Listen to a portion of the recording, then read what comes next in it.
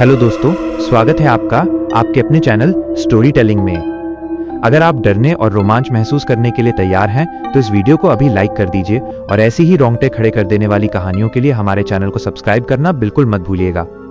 तो चलिए शुरू करते हैं आज रात के सबसे भयानक सफर को। आंखें खुली रखिएगा। धुंध का मुसाफिर, गोरखपुर सूरत डायरी। प्लेटफॉर्म नंबर 9 का सन्नाटा। जनवरी की वो रात हड्डियों को गला देने वाली थी। गोरखपुर जंक्शन का प्लेटफॉर्म नंबर 9 कोहरे की सफेद चादर में लिपटा हुआ था। विजिबिलिटी इतनी कम थी कि हाथ को हाथ नहीं सूझ रहा था। रात के 11 बज रहे थे और ताप्ती गंगा एक्सप्रेस अपने निर्धारित समय से 3 घंटे लेट थी। आर्यन अपने भारी बैग के साथ बेंच पर बैठा था। वह सूरत में एक टेक्सटाइल कंपनी में इंजीनियर था और छुट्टियां बिताकर वापस लौट रहा था। उसके पास S5 कोच की सीट नंबर 42 थी। प्लेटफॉर्म पर लगे लाउडस्पीकर से गूंजती आवाज अजीब सी भारी लग रही थी। यात्रीगण कृपया ध्यान दें। गाड़ी संख्या 19046। घने कोहरे के कारण। तभी आर्यन के बगल में आकर एक बुजुर्ग व्यक्ति बैठे। उन्होंने खाकी रंग का पुराना ओवरकोट पहना था और उनके हाथ में एक लोहे का संदूक था। ताज्जुब की बात यह थी कि इतनी ठंड में भी उनके माथे पर पसीना था। बेटा, घड़ी में क्या वक्त हुआ है? बुजुर्ग ने पूछा। 11:20। आर्यन ने बिना देखे जवाब दिया। अभी वक्त थमा नहीं है, पर पटरी थमी हुई है, बुजुर्ग ने बुदबुदाते हुए कहा। अचानक दूर से एक मध्यम पीली रोशनी दिखाई दी। कोहरे को चीरती हुई ट्रेन रेंगते हुए प्लेटफॉर्म पर आई। लेकिन अजीब बात यह थी कि ट्रेन के आने पर कोई शोर नहीं हुआ, न ब्रेक की चरमराहट, न लोगों की अफरा तफरी। आर्यन अपना बैग उठाकर S5 कोच की तरफ बढ़ा। कोच का दरवाजा भारी था और खोलने पर उसमें से जंग लगी लोहे जैसी गंध आई। अंदर की लाइटें डिम थीं और पूरी बोगी खाली लग रही थी। आधी रात का हमसफर। ट्रेन जब चली तो झटके के साथ नहीं, बल्कि एक हिचकी के साथ शुरू हुई। आर्यन अपनी सीट पर बैठ गया। पूरी बोगी में केवल 3 लोग थे। आर्यन, वो खाकी कोट वाले बुजुर्ग जो इत्तेफाक से ठीक सामने वाली सीट पर थे, और अपर बर्थ पर सोया हुआ एक कंबल में लिपटा हुआ शरीर। खिड़की के बाहर सिर्फ सफेद अंधेरा था। ट्रेन की रफ्तार 20 किलोमीटर प्रति घंटे से ज्यादा नहीं होगी। सूरत जा रहे हो? बुजुर्ग ने अचानक पूछा। उनकी आंखें अब पीली लग रही थीं। जी, आर्यन ने संक्षिप्त जवाब दिया। उसे थोड़ा डर लग रहा था। इस रूट पर कोहरा सिर्फ पानी नहीं होता बेटा, कभी कभी ये यादें लेकर आता है। 20 साल पहले इसी रात, इसी मोड़ पर। बुजुर्ग की बात बीच में ही कट गई क्योंकि ट्रेन ने जोर से ब्रेक मारा। एक लंबी, कान फाड़ देने वाली सीटी बजी। ट्रेन जंगल के बीचों बीच रुक गई थी। बाहर सन्नाटा ऐसा था कि आर्यन को अपनी खुद की धड़कन सुनाई दे रही थी। तभी ऊपर की बर्थ पर लेटे शख्स ने करवट बदली। उसका हाथ कंबल से बाहर गिरा। वो हाथ पीला और एकदम सूखा हुआ था, जैसे उसमें खून का एक कतरा भी ना हो। चाचा, ये ऊपर वाले भाई साहब ठीक तो हैं? आर्यन ने घबराकर पूछा। बुजुर्ग मुस्कुराए, पर उनकी मुस्कुराहट में कोई गर्मजोशी नहीं थी। वो सो रहा है, उसे जगाना मत। वो जाग गया तो हम कभी सूरत नहीं पहुंचेंगे। जंजीर और चीख। रात के करीब 2 बज रहे थे। वाराणसी के पास कहीं ट्रेन रुकी हुई थी। अचानक आर्यन को डिब्बे के गलियारे आइल में किसी के चलने की आवाज आई। छप छप छप, तारांकन जैसे कोई गीले पैरों से चल रहा हो। आर्यन ने अपनी चादर थोड़ी हटाई। उसने देखा कि कोच के दरवाजे के पास एक छोटी बच्ची खड़ी थी। उसने गर्मियों वाली फ्रॉक पहनी थी और वो पूरी तरह भीगी हुई थी। इतनी ठंड में भीगी हुई बच्ची। वो बच्ची धीरे धीरे आर्यन की तरफ बढ़ी। उसका चेहरा कोहरे जैसा धुंधला था। जब वो पास आई तो आर्यन की आवाज गले में फंस गई। बच्ची के हाथ में एक खिलौना था जिससे खून टपक रहा था। भैया, क्या आपने मेरी मां को देखा? वो पिछले स्टेशन पर छूट गईं। उसकी आवाज किसी रिकॉर्डिंग की तरह गूंज रही थी। आर्यन ने घबराकर बुजुर्ग की तरफ देखा, लेकिन वो अपनी सीट पर नहीं थे। उनका लोहे का संदूक खुला पड़ा था।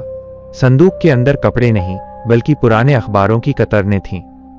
आर्यन ने एक कतरन उठाई जिस पर लिखा था 1996 की सर्दी, ताप्ती गंगा एक्सप्रेस हादसे में 40 मरे, कई शव कभी नहीं मिले। तभी उसे एहसास हुआ कि ऊपर की बर्थ वाला आदमी अब नीचे झुककर उसे देख रहा था।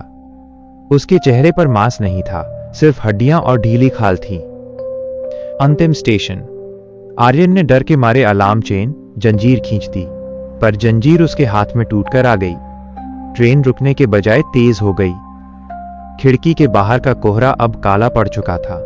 अचानक बोगी की सारी लाइटें बुझ गईं। अंधेरे में उसे वही बुजुर्ग की आवाज सुनाई दी, बेटा, मैंने कहा था ना, उसे जगाना मत। आर्यन ने अपना फोन निकाला और टॉर्च जलाई। रोशनी पड़ते ही उसका दिल बैठ गया। पूरी बोगी खचाखच भरी हुई थी, पर वे लोग इंसान नहीं थे। कोई बिना सिर के बैठा था, किसी के हाथ कटे हुए थे और सब के सब सफेद कोहरे जैसे दिख रहे थे। वे सब आर्यन की तरफ देख रहे थे। अगला स्टेशन श्मशान। वे सब एक साथ बुदबुदाए। आर्यन ने अपनी आंखें बंद कर लीं और जोर जोर से हनुमान चालीसा पढ़ने लगा। उसे महसूस हुआ कि कोई बर्फीला हाथ उसकी गर्दन तक पहुंच रहा है। ठंड इतनी बढ़ गई कि उसे सांस लेने में तकलीफ होने लगी। अगली सुबह सूरज की पहली किरण के साथ जब ट्रेन उधना जंक्शन सूरत के पास पहुंची तो सफाई कर्मचारी S5 कोच में घुसे। उन्होंने देखा कि सीट नंबर 42 पर एक युवक बेहोश पड़ा है। उसके बाल सफेद हो चुके थे और उसके हाथ में 1996 का एक पुराना अखबार दबा हुआ था। जब आर्यन को होश आया तो पुलिस ने उससे पूछताछ की।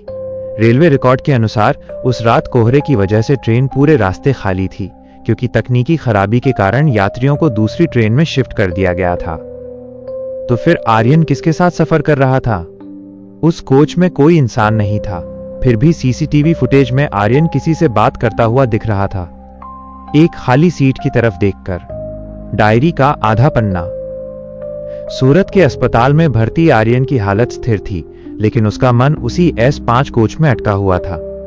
पुलिस ने उसे बताया कि जिस डिब्बे में वो मिला वो असल में एक डिस्कार्डेड निकाला हुआ कोच था, जिसे गलती से ट्रेन में जोड़ दिया गया था। अस्पताल से डिस्चार्ज होते समय आर्यन को उसका बैग वापस मिला। बैग की चैन खोलते ही उसकी चीख निकल गई। उसके कपड़ों के बीच वही पुराना लोहे का संदूक रखा था जो उस बुजुर्ग का था। कांपते हाथों से आर्यन ने संदूक खोला। इस बार उसके अंदर अखबार नहीं, बल्कि एक फटी हुई डायरी थी। डायरी के पहले पन्ने पर लिखा था, जो कोहरे में खो जाते हैं वे रास्ते नहीं, रूहें ढूंढते हैं। डायरी के पन्नों में 1996 के उस हादसे का जिक्र था। उसमें लिखा था कि कैसे घने कोहरे के कारण सिग्नल नहीं दिखा और ट्रेन एक नदी के पुल से नीचे गिर गई थी। डायरी के आखिरी पन्ने पर एक नक्शा बना था, जो गोरखपुर और सूरत के बीच पड़ने वाले एक गुमनाम स्टेशन भैरवपुर की ओर इशारा कर रहा था। यह स्टेशन आज के रेलवे मैप पर कहीं नहीं था। दोबारा सफर का बुलावा। आर्यन को रात में सपने आने लगे। वही भीगी हुई बच्ची उसके बेड के पास खड़ी होकर कहती, भैया मेरा खिलौना लौटा दो, वो संदूक में है। डर और जिज्ञासा के बीच फंसे आर्यन ने तय किया कि उसे इस रहस्य को खत्म करना होगा। वो वापस उसी रास्ते पर जाने के लिए तैयार हुआ। इस बार उसने ताप्ती गंगा एक्सप्रेस नहीं, बल्कि एक प्राइवेट टैक्सी की, ताकि वो उन लोकेशंस को ट्रैक कर सके। जब वो उसी इलाके में पहुंचा जहां उस रात ट्रेन रुकी थी, तो अचानक उसकी कार का इंजन बंद हो गया। बाहर वही जानलेवा ठंड और सफेद धुंध फैलने लगी। घड़ी की सुइयां रात के 2 बजे पर आकर रुक गईं। सड़क के किनारे उसे एक पुराना जंग लगा हुआ बोर्ड दिखा, भैरवपुर हॉल्ट 2 किलोमीटर, मरे हुए लोगों का स्टेशन। आर्यन पैदल ही उस स्टेशन की तरफ बढ़ा। कोहरा इतना घना था कि टॉर्च की रोशनी भी वापस लौट रही थी। तभी उसे दूर से भाप वाले इंजन की सीटी सुनाई दी। आज के दौर में भाप का इंजन असंभव था। स्टेशन पहुंचते ही आर्यन के रोंगटे खड़े हो गए। स्टेशन बिल्कुल नया लग रहा था, जैसे 1996 में रहा होगा। वहां के चाय वाले, कुली और मुसाफिर, सबके सब वही थे जिन्हें उसने उस रात ट्रेन में देखा था।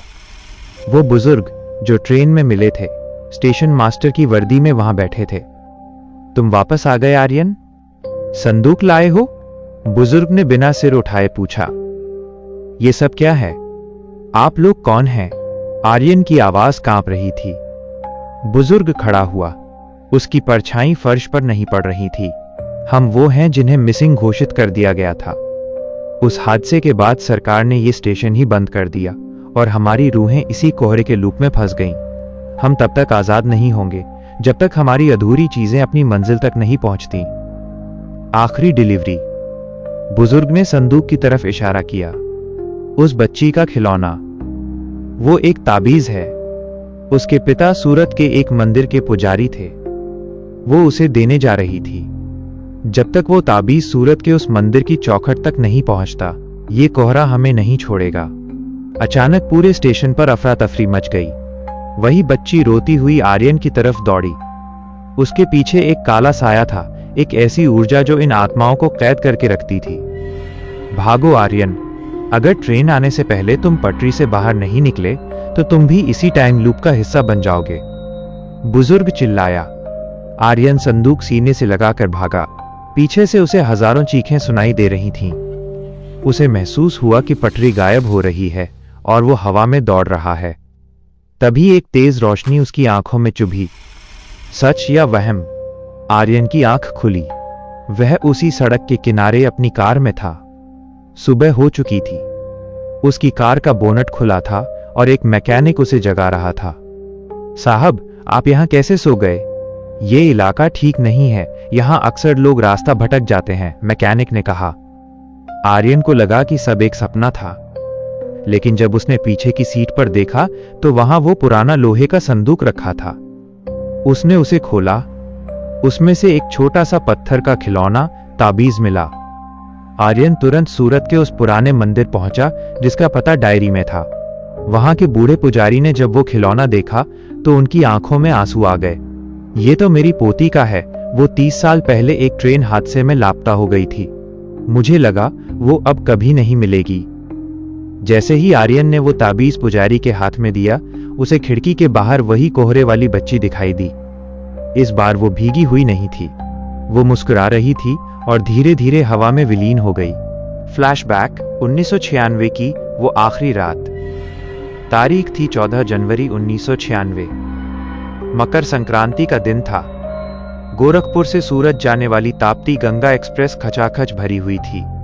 लोग त्योहार मनाकर वापस अपने काम पर लौट रहे थे। हवा में कड़ाके की ठंड थी और कोहरा इतना घना था कि इंजन की लाइट भी पटरी को नहीं देख पा रही थी। कोच S5 में वही बुजुर्ग दीनदयाल अपनी पोती मुन्नी के साथ बैठे थे।